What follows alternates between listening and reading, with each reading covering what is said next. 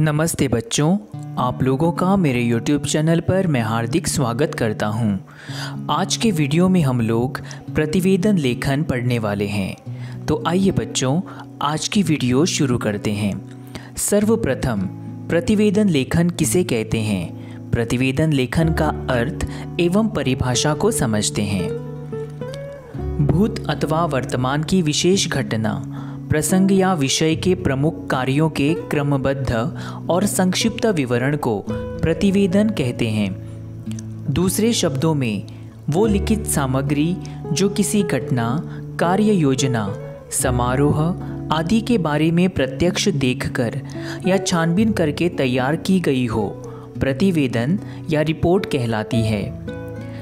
ये अति संक्षिप्त किंतु काफ़ी सारगर्भित रचना होती है, जिसे पढ़कर या सुनकर उस घटना या अन्य कार्यवाही के बारे में वस्तुपरक जानकारी मिल जाती है। इससे किसी कार्य की स्थिति और प्रगति की सूचना मिलती है। प्रतिवेदन अंग्रेजी के रिपोर्ट शब्द के अर्थ में प्रयुक्त होता है। समाचार पत्र के लिए किसी घटना अथवा दुर्घटना का विवरण रिपोर्ट या प्रतिवेदन है। किसी सामाजिक अथवा सांस्कृतिक कार्यक्रम के विवरण को भी प्रतिवेदन कहा जाता है। थाने में किसी दुर्घटना, अपराध जैसे चोरी की शिकायत या रिपोर्ट के लिए प्रतिवेदन कक्ष यानी रिपोर्टिंग रूम बने होते हैं। इन स्थितियों में प्रतिवेदन से विवरण, सूचना, समाचार अथवा शिकायत आदि अर्थ लिए जाते हैं। प्रतिवेदन का एक विशेष अर्थ भी है। किसी कार्य योजना, परियोजना, समस्या आदि पर किसी उच्च अधिकारी द्वारा नियुक्त समिति प्रतिवेदन प्रस्तुत करती है, जिसमें उस योजना या समस्या का विस्तृत ब्यौरा प्रस्तुत किया जाता है। ये विवरण गहन पूछताछ तथा छानबीन पर आधारित होता है। अच्छे प्रतिवेदन में घटना, समस्या आदि से संबद्ध तथ्यों का प्रामाणिक तथा निष्पक्ष विवरण होता है। संक्षिप्तता तथा स्पष्टता प्रतिवेदन के अनिवार्य गुण है। प्रतिवेदन लेखन संबंधी विशेष बातों को समझते हैं। प्रतिवेदन संक्षिप्त होता है। कोई भी तथ्य अस्पष्ट नहीं होना चाहिए, अन्यथा विवाद उत्पन्न हो सकता है। प्रतिवेदन में केवल आवश्यक बातों को ही स्थान दिया जाता है। प्रतिवेदन में किसी घटना या प्रसंग की मुख्य बातें लिखी जाती है। इसमें क्रमबद्धता का ध्यान रखा जाता है। प्रतिवेदन ऐसा हो जिसकी सारी बातें सरल और स्पष्ट हो, उनको समझने में सिरदर्द न हो, उनका एक ही अर्थ और निष्कर्ष हो। स्पष्टता एक अच्छे प्रतिवेदन की बड़ी विशेषता होती है। प्रतिवेदन सच्ची बातों का विवरण होता है। इसमें पक्षपात, कल्पना और भावना के लिए स्थान नहीं है। प्रतिवेदन में लेखक या प्रतिवेदक की प्रतिक्रिया या धारणा व्यक्त नहीं की जाती। उसमें ऐसी कोई बात न कही जाए जिससे भ्रम पैदा हो। प्रतिवेदन की भाषा साहित्यिक नहीं होती, ये सरल और रोचक होती है।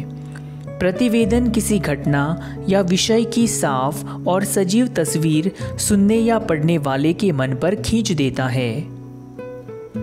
प्रतिवेदन लेखन क्रम: शीर्षक, तत्पश्चात संस्था का नाम, स्थान, दिनांक, कार्यक्रम, तत्पश्चात लोगों की उपस्थिति, प्रारंभ होने का समय लिखा जाता है। इसके बाद प्रमुख अतिथि, उनका नाम, उनका स्वागत किसने और कैसे किया ये लिखा जाता है। उसके बाद प्रमुख अतिथि का परिचय, विद्यार्थियों से तथा प्रेक्षक गणों से किसने किया ये लिखा जाता है। कार्यक्रम की शुरुआत अनेक पद्धतियों से होती है, जैसे स्वागत गीत, दीप प्रज्वलन, प्रार्थना, नृत्य। तो यहाँ पर आप लोगों को आपके कार्यक्रम की शुरुआत कैसे हुई ये लिखा जाना चाहिए।